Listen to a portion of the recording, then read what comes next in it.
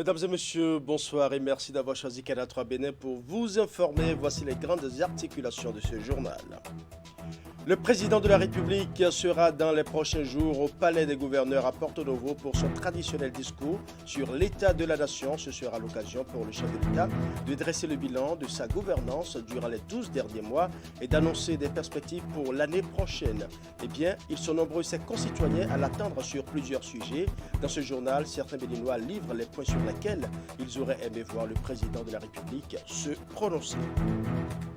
Et en attendant de recevoir le chef de l'État, les députés peuvent s'offrir une journée de safari au complexe touristique Agualand. Ils y étaient ce dimanche 26 décembre 2021 avec le président de l'Assemblée nationale. Ensemble, les parlementaires ont parcouru tous les secteurs de ce centre touristique qui met en valeur la faune et la flore. Dans ce journal, nous allons également parler tradition et culture chez les Otamaris. Il s'agit d'une pratique ancestrale qui se fait de plus en plus rare chez les femmes Otamaris d'aujourd'hui. C'est le port d'une parure traditionnelle à la bouche appelée Diemeri en langue Otamari. Autrefois source d'honneur et de fierté chez la femme en pays Otamari, aujourd'hui, cette parure tend à disparaître. Qu'est-ce qui explique l'abandon progressif du Diemeri? La réponse dans ce journal. Voilà pour les titres, mesdames et messieurs, à demain, bonsoir. Tous les regards sont tournés vers le Parlement. Les Béninois attendent impatiemment le discours du président de la République sur l'état de la nation. Ce sera certainement le mercredi 29 décembre prochain au Palais des gouverneurs à Porto Novo. Face aux députés, ce sera l'occasion pour le chef de l'État de dresser le bilan de sa gouvernance durant les 12 derniers mois et d'annoncer des perspectives pour l'année prochaine. Mais en attendant l'effectivité de ce discours, nous nous sommes intéressés aux attentes des citoyens, les sujets sur lesquels ils auraient aimé voir le président Patrice Talon opiner. Voici les préoccupations retenues par quelques concitoyens rencontrés. Ils ont dit qu'ils vont augmenter le salaire. Je me pose la question de savoir si c'est le salaire seul ou bien le SMIC. Parce que si c'est le SMIC, alors ça va profiter à tout le monde. Même le secteur privé aussi va en profiter. Mais si c'est seulement le salaire, alors c'est le public seul. Là, ils auraient fauté. Donc, dans ce discours, il doit nous faire des précisions claires sur notre économie, sur notre politique, notre démocratie, l'électricité même, parce qu'il y a des villages qui veulent de l'électricité. Ils ont fait beaucoup, je les remercie, dans ce côté-là. Mais tant qu'il reste à faire, rien n'est encore fait. Il doit écouter le peuple. Le peuple est son meilleur conseiller. C'est lui le papa. Donc il n'a qu'à entendre les cris de tristesse du peuple. Et les denrées alimentaires, ils n'ont qu'à faire de telle manière que les denrées alimentaires soient au prix un peu abordable. Parce que quand ils rentrent en ville et qu'on dit tout a augmenté de l'argent, vraiment ce n'est pas bon à entendre. J'aimerais plus les exhorter à penser au volet social. Puisque nous, en tant qu'étudiants, vous savez, les conditions que nous vivons sur le campus ne sont pas du tout agréables. Tout d'abord, quand je pense, par exemple, aux allocations universitaires, surtout le retard que ça prend avant de venir, c'est pas du tout agréable pour l'étudiant béninois. Aussi, quand je prends les amphithéâtres, les conditions dans lesquelles nous faisons cours ne sont pas du tout agréables. Quand les politiciens vont s'entendre, quand les politiciens de la diaspora vont se mettre ensemble, revenir au Bénin, investir, on aura plus d'opportunités, plus de travail, plus de boulot pour nous les jeunes. Nous voudrions interpeller le chef de l'État par rapport à 4 points essentiels. Le premier point, c'est la réintégration des ACE de la promotion 2008 dont les contrats ont été résiliés à l'issue de l'évaluation diagnostique organisée en 2019. Le second point concerne les questions de formation, c'est-à-dire la formation initiale des instituteurs de l'enseignement technique, des ACE des promotions 2012, 2014 et 2016, puis le retour en formation des agents de l'État qui ont obtenu le BAPES et le BAPET dans la période allant de 2000 à 2009.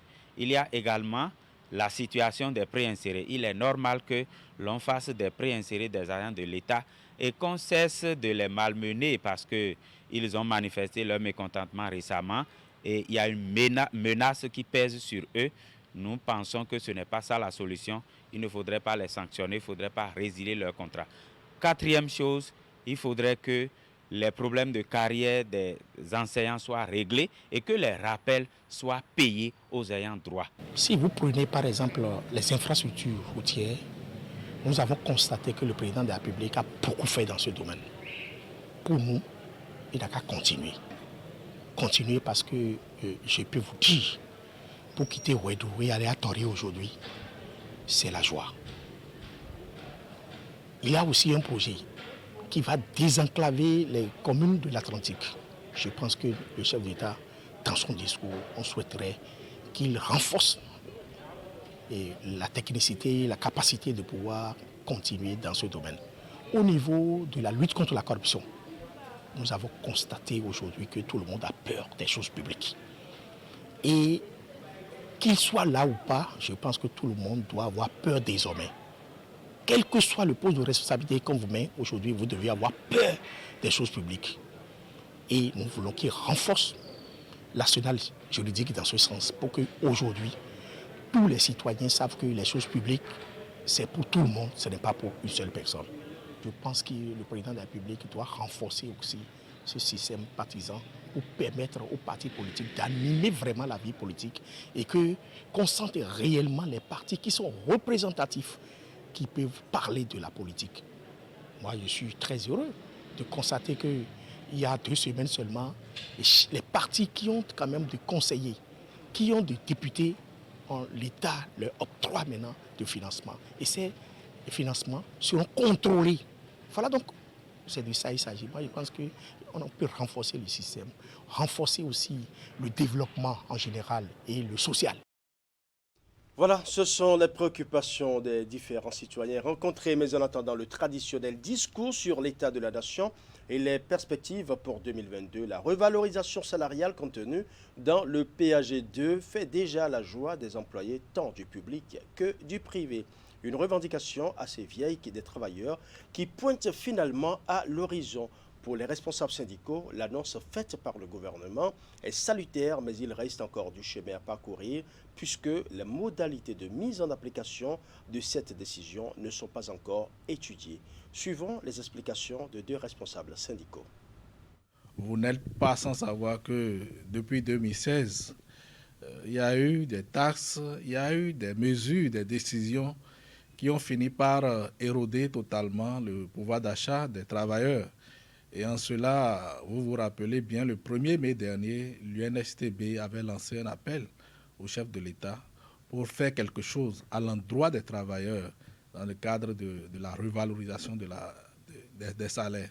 Et donc, cette nouvelle, nous l'avons accueillie, nous l'avons appréciée. Et c'est une très bonne nouvelle pour les travailleurs. Reste maintenant la mise en œuvre, les modalités de mise en œuvre et surtout la mise en œuvre rapide, parce que tel que cela a été annoncé, il reste à étudier les modalités de mise en œuvre. Et donc nous souhaitons que ces modalités soient très rapidement étudiées avec les partenaires sociaux que nous sommes. Et dès que cette annonce a été faite, nous devons déjà nous mettre dans les dispositions qu'il faut, nous concerter comme cela se doit, pour voir déjà quel schéma nous aurons à échanger avec le gouvernement, anticiper, n'est-ce pas, nous préparer, puisque le gouvernement a dit dans son communiqué qu'il y aura un dialogue avec les partenaires sociaux pour que nous puissions aller à ce dialogue-là avec des propositions qui avantagent les travailleurs, des propositions qui, n'est-ce pas, vont permettre réellement aux travailleurs de souffler, n'est-ce pas, après cette réforme du gouvernement. Nous attendons maintenant les modalités, les contours pour savoir un peu qu'est-ce que le gouvernement veut nous donner. Et surtout qu'il a promis et qu'il a dit que des discussions seront engagées avec les centrales et confédérations syndicales pour discuter des modalités de cette revalorisation. Nous attendons que ce soit quelque chose de très substantiel pour les travailleurs parce que le coût de la vie est très élevé, l'inflation et tout cela, ça pèse dans les poches.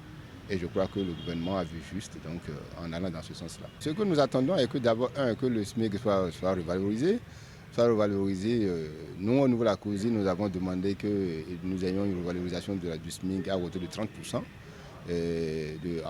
au moins de 40 à 60 000 francs CFA, et que l'indice salarial, le point indiciaire, soit revu à hauteur de 30%. Alors ces revendications étaient déjà contenues dans le cadre de doléances que la COSI a soumis au gouvernement le 1er mai passé. Et je crois que les autres confédérations également sont allées dans le même sens, ont proposé également des choses. Donc je crois que dans les discussions, tout cela sera croisé avec l'intention du gouvernement pour voir maintenant les simulations et voir qu'est-ce qui va être possible en touchant ensuite maintenant le point indiciaire pour que tous les travailleurs à différents niveaux puissent être touchés.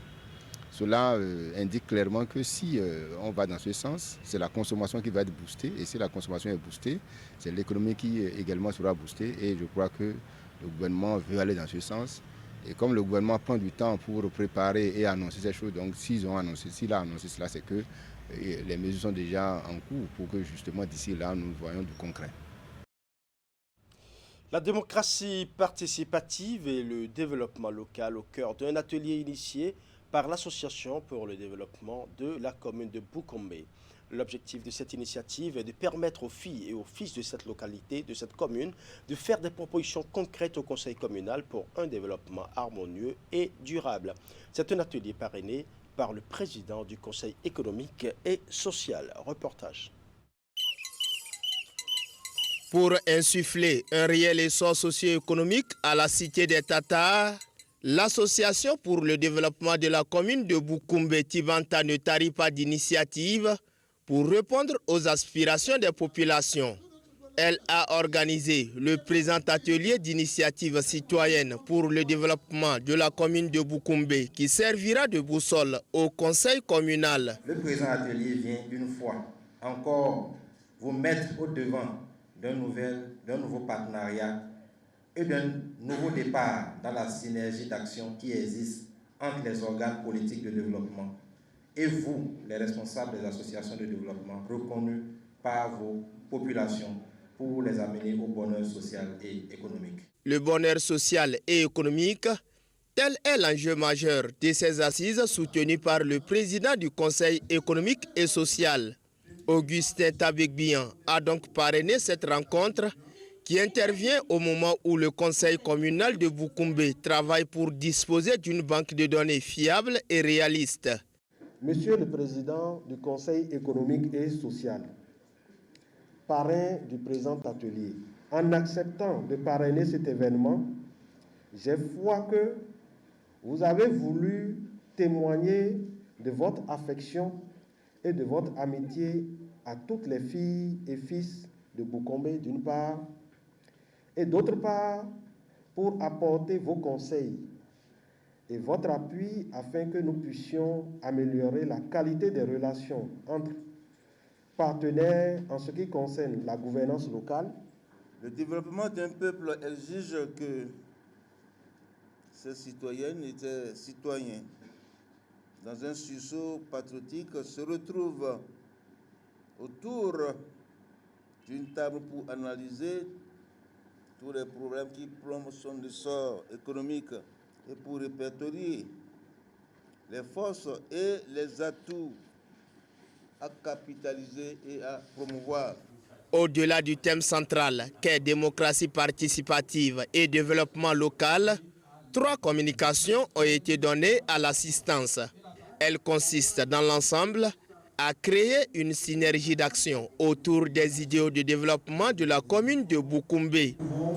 Constituer un terreau favorable. Des députés au complexe touristique à Goualand ce dimanche 26 décembre 2021. Ils avaient également à leur côté le président de l'Assemblée nationale. Ensemble, les parlementaires ont parcouru tous les secteurs de ce centre touristique qui met en valeur la faune et la flore. Voici le compte rendu de Teddy Godalo. Des députés à l'Assemblée nationale au complexe touristique à Goualand. Plus de 2 heures d'horloge, ils ont visité tous les compartiments de ce temple de la nature où la faune et la flore communient en parfaite harmonie. On les appelle les rats palmistes. Donc ils dorment beaucoup en journée et c'est plus en soirée qu'ils s'activent. Donc là, en journée, ils font les morts. Et par contre, quand je vais bouger un peu, vous allez voir qu'il va bouger. Vous voyez, ils ne sont pas morts. Du zoo en passant par l'espace de jeu pour enfants et adultes, les autorités se sont également diverties durant le parcours.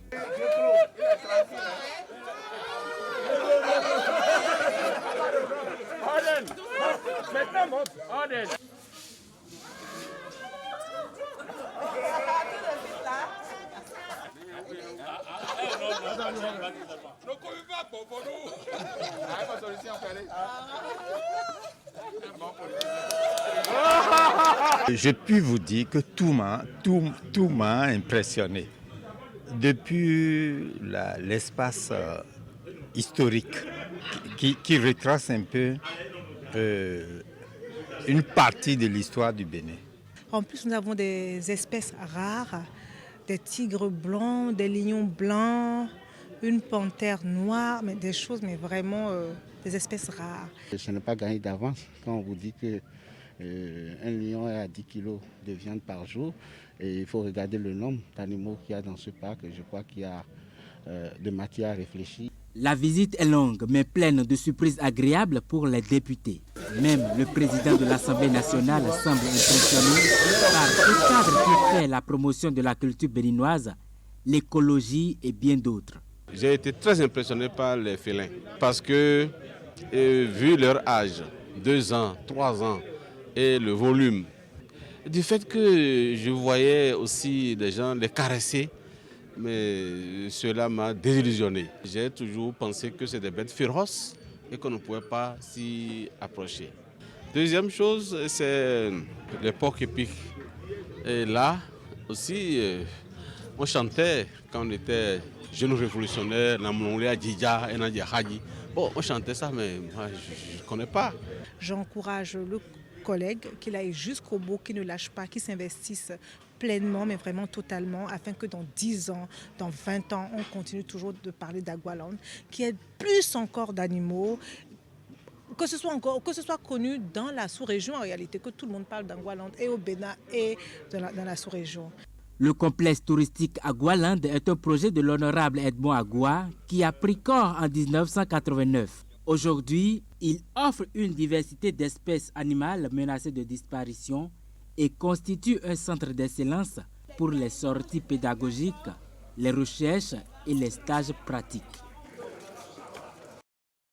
Noël sous le signe du social à Zobodomé, l'association Allo Afrique France, appuyée par Eradi.ng et plusieurs autres acteurs au nom desquels la direction départementale de la microfinance et des affaires sociales du Zou ont honoré les enfants. L'objectif de cette mobilisation, qui cadre aussi avec la célébration de la 26e édition de la Journée de l'enfant béninois, est d'apporter un peu de joie dans les cœurs de ces âmes innocentes. Reportage.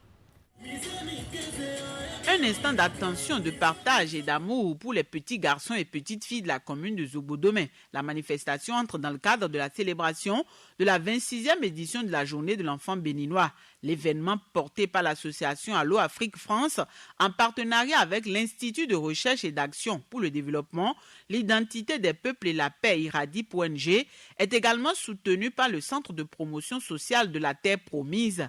La démarche dénote également de l'engagement des partenaires à œuvrer pour la protection des droits de l'enfant. Nous avons voulu saisir cette occasion pour attirer l'attention des géniteurs et des génitrices sur les responsabilités qui sont les leurs en matière de la sauvegarde, de la préservation et de l'encadrement de tout ce qui concourt aux droits de l'enfant béninois. De cet appel de Zobodomé, nous voulons désormais des enfants joyeux, aguerris, pour des citoyens engagés de demain. Organisée chaque 23 décembre, la journée de l'enfant béninois permet de mettre en valeur l'enfant au Bénin, mais aussi réfléchir sur sa condition de vie, son épanouissement et son devenir. À Zobodomé, les organisateurs ont eu un regard sur la situation des enfants. Des statistiques relatives à la situation des enfants dans la zone ont été évoquées et des propositions d'amélioration ont été faites. Je voudrais dire à mes parents que nous avons encore à faire. Si quelque chose comme ça n'avait pas eu lieu aujourd'hui, je doute très fort d'être aussi touché. Nous voudrions vous demander de nous mobiliser les projets qu'il faut dans ce sens pour que Zobodomé puisse se baptiser afin de changer ce nom. Ce n'est qu'en ayant de grands projets au profit de ces enfants-là que nous allons pouvoir leur donner la véritable joie Parce que la véritable joie serait de les voir grandir dans un climat sain, dans une ambiance saine, dans des familles saines, dans des familles protectrices pour les enfants. Après la phase protocolaire, les organisateurs ont distribué des cadeaux à une 50aine d'enfants. Les présents sont constitués de divers produits alimentaires et de chemises. Partagés à la veille de la nativité du Christ, les cadeaux vont aussi permettre à ces enfants de passer de bons moments de fête de fin d'année. Allons à présent à la société de gestion des marchés autonomes Sogema, où le personnel, notamment les agents percepteurs, sont actuellement en formation pour la digitalisation du recouvrement des recettes. Une formation de 2 jours qui a pris la forme d'un atelier. Objectif, finir avec la fuite des recettes. Les travaux de cette formation ont été officiellement lancés ce lundi à Cotonou. Narcisse Alossé. Des agents de la société de gestion des marchés autonomes Sogema à l'école des nouvelles technologies pour l'exercice de recouvrement des recettes. Il s'agit d'une formation initiée pour digitaliser tout le système de recouvrement des recettes. Le jour où le gouvernement du président Patrice Talon prône la digitalisation des services publics, il n'est pas question que la Sogema reste en marge d'une réforme aussi salutaire pour ses performances globales. Et pour cette nouvelle marche vers la modernisation, Armand Gansé et ses collaborateurs se sont attachés les services d'une société qui a déjà prouvé ses expériences ailleurs. Il s'agit de la société BFT SA. Ce que nous faisons, très simple, les agents collecteurs ne partent plus donc avec des registres manuels.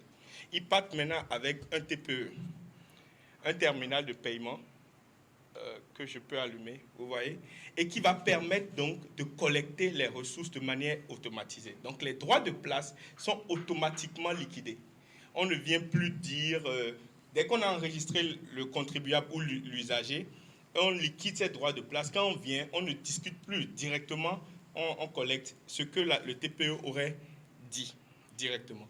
Dès que c'est collecté, le DG même, depuis son téléphone portable, il sait combien a été collecté de manière instantanée. À en croire le principal orateur du jour, cet outil technologique permet aussi de faire la géolocalisation des usagers. Donc de leur étal, de leurs équipements. Et nous faisons la géolocalisation des agents. Donc un agent, par exemple, qui n'a pas travaillé dans la journée, qui allait s'asseoir sous un arbre, le TPE va identifier qu'il est assis sous tel arbre pendant toute la journée. Le socle de cette révolution technologique, c'est une plateforme qui sera installée à la Sogema. Tous les usagers y seront reliés à travers des équipements. Ces usagers auront plus des cartes manuelles, mais ils auront maintenant des cartes NFC qui sont comme ceci, sur lesquelles on enregistre leur nom, leurs identifiants. Et avec cette carte, quand on pose la carte donc sur le TPE, directement, l'usager apparaît sur le TPE, on peut collecter le droit de place. S'il n'est pas là, il a peut-être laissé ça à son assistante, à la fille qui est là, mais si elle a oublié, il n'a pas reçu ça, on identifie les équipements également avec ça. Donc on va coller ça sur les étalages, de sorte à ce qu'avec le QR code qui est là, on peut également identifier l'usager en son absence. Le vent de la digitalisation qui souffle depuis peu sur l'administration publique béninoise atteint ainsi la Sogema. Ces agents percepteurs ont 2 jours pour permettre à leur unité de production de franchir un palier important. La solution technologique à déployer aura pour avantage la maîtrise et l'augmentation des recettes, l'identification unique des usagers, la génération automatique des redevances dues, la facilité des opérations de collecte et la traçabilité des recettes. Le requiem est ainsi entonné pour la fuite des recettes et bien d'autres irrégularités qui jalonnent l'exercice de recouvrement. Cette initiative est précédée d'une opération de recensement des usagers des marchés Bogbanou, Misebo et Kanhi. Parlons sport à présent avec la 2e édition du tournoi des vétérans du mono qui a pris fin ce dimanche par le sacre de la SAF de Comé par 1-0 devant les vétérans FC de Grand Popo. La compétition organisée par la direction départementale des sports du mono avec le soutien du Fonds national du développement des activités de jeunesse, de sport et loisirs a aussi été une occasion pour le public d'assister en levée de rideau de la finale à un match de gala entre anciens footballeurs natifs du département. Geoffroy Messan. Dame Coupe du tournoi des vétérans du Mono reste à Commet dans l'armoire à trophées de l'association sportive des anciens footballeurs ASAF de Commet. Démarré le 5 décembre dernier, ce tournoi, qui est à sa 2e édition, connaît ainsi son épilogue. L'initiative est de la direction départementale des sports du Mono. Elle a eu pour l'occasion le soutien du Fonds national de développement des activités de jeunesse, des sports et loisirs, FNDA, JSL. Nous avons commencé par célébrer les gloires de leur vivant, pour que ce ne soit plus une affaire à titre posthume. L'enjeu ici, c'est que nous puissions nous retrouver et célébrer ces anciennes gloires-là, célébrer ce que vous avez l'habitude de faire, ce que vous savez si bien faire. Il n'y a pas un autre enjeu. Faites plaisir à tous ceux-là qui se sont déplacés pour nous voir, pour voir ce que vous représentez et ce que nous regorgeons comme valeur dans le département du Mono. Cette initiative, pour les fois à venir, bénéficiera encore plus, n'est-ce pas, du soutien du ministère.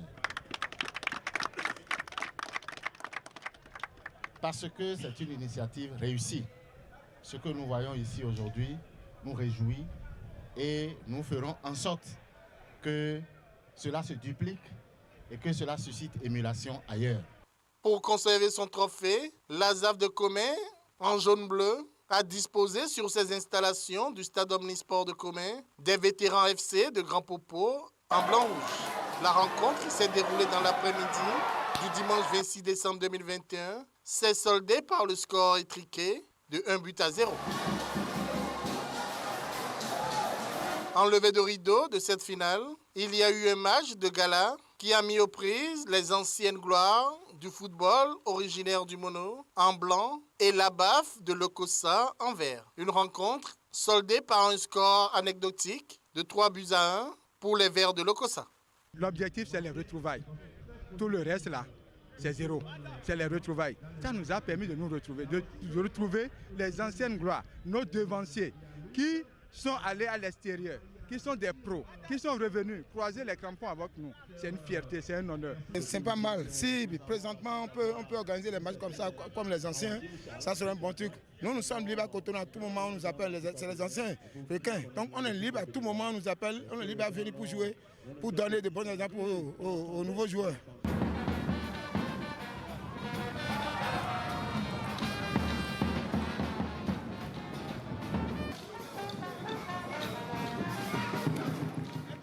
Divers lots, allant des jeux de maillot à des ballons, en passant par des médailles, ont aussi été distribués aux participants suivant leur mérite.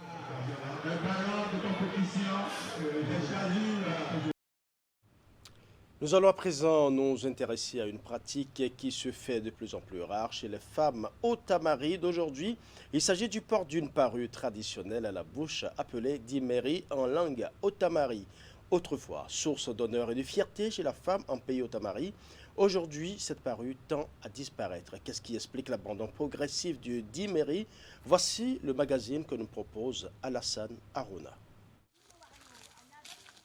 Nkwa Mouchiega, la cinquantaine révolue, est l'une des rares femmes de l'ère culturelle Otamari qui continue de porter cette boucle à la bouche appelée dimeri en langue locale d'Itamari. C'est une parure faite en pierre polie ou en bois, parée de brillantine, que la plupart des femmes de la région Otamari devraient placer sous leurs lèvres inférieures, préalablement percées, pour séduire les hommes. Dans la localité de Bukumbe, à l'époque, aucune femme ne pouvait se passer de cette parure si elle veut s'attirer un prince. Dans le temps, la femme Otamari, son accoutrement, ce n'était pas gagner d'avance. On ne va pas dans une boutique pour s'acheter les ornements tels que beaucoup d'oreilles, au niveau de la lèvre. Mais elles veulent se sentir, la femme Otamari veut se sentir femme, différente donc de l'homme, et doit avoir un accoutrement attrayant. Et ça fait que lorsque vous êtes jeune, déjà à partir de 10 ans,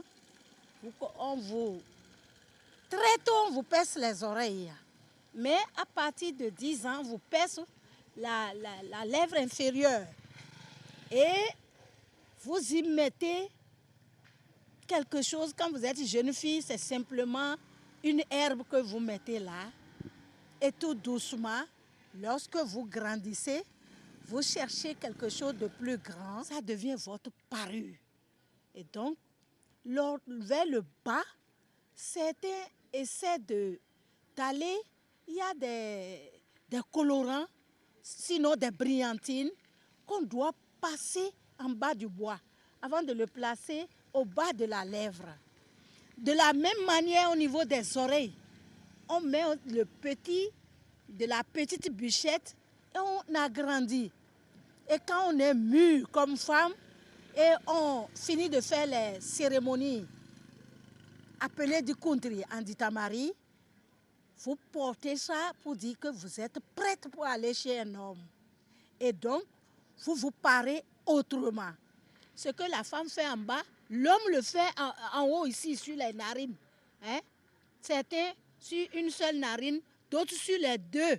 Et donc, la parure que la femme fait ici, les hommes le font en haut. Loin d'être une pratique rituelle qui s'impose à toute femme otamari de l'époque, Dimiari est juste un mode de séduction ancestrale qui permettait d'identifier la femme et tout son charme au sein de la société.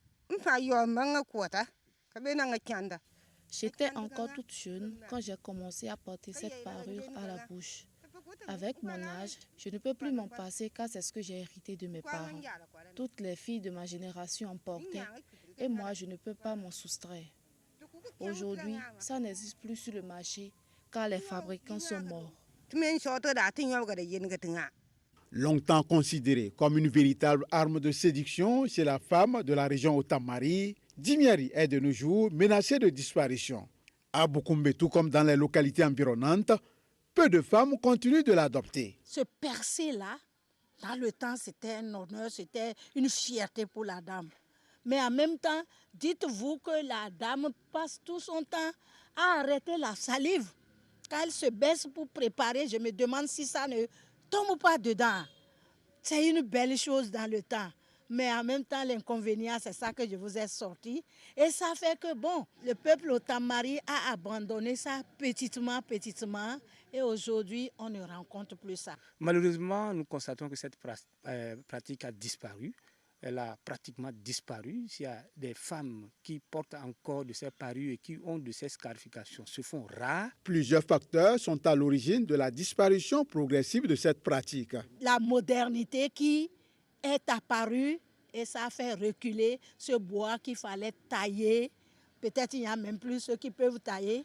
Cette pierre, à un moment donné, qu'il fallait aller façonner, polir correctement, faire que le bout rentre dedans et l'autre bout pointu reste dehors. Peut-être qu'il n'y a même plus des gens qui peuvent faire ce travail qui n'était pas un petit travail. Les gens le prenaient des mois pour pouvoir le faire. Alors, ces exigences ont fait reculer. Et a priori, peut-être nous, on devait peut-être faire ça. Mais l'école nous a sauvés et on a senti aussi que ça n'a pas d'hygiène. Dimiari n'est pas la seule pratique traditionnelle menacée de disparition chez les Batam-Maribé. Les scarifications qui se faisaient au ventre et à l'abdomen de la femme dès l'adolescence ont également disparu des habitudes. Et ça risque donc de disparaître complètement. Mon souhait, c'est que dans les musées à Koutamarou, qu'on essaie de nous déposer des personnages comme ça, des femmes qui ont ça, telles celles que vous avez vues, et rechercher s'il y en a encore, prendre ceux-là. Il y a des vieux qui ont des oreilles larges comme ça. C'était ça, ils portaient des bois. S'ils peuvent refaire le geste, même si c'est du mimétisme, que vous ayez tout ça là, vous les prenez en photo et ensuite vous essayez de mettre ça dans des musées de Koutamarou pour que ça ne disparaisse jamais. Pratique séculaire et identitaire, Dimiari est caractéristique de la femme otamari originelle. Sa disparition progressive depuis les années 80, même si elle n'a aucunement impacté la tradition otamari, fragilise tout de même le modèle de la femme de cette région des Tatars. C'est sur cette belle page culturelle au Tamari que nous allons refermer ce journal. Merci pour votre aimable attention. Bonne soirée chez vous.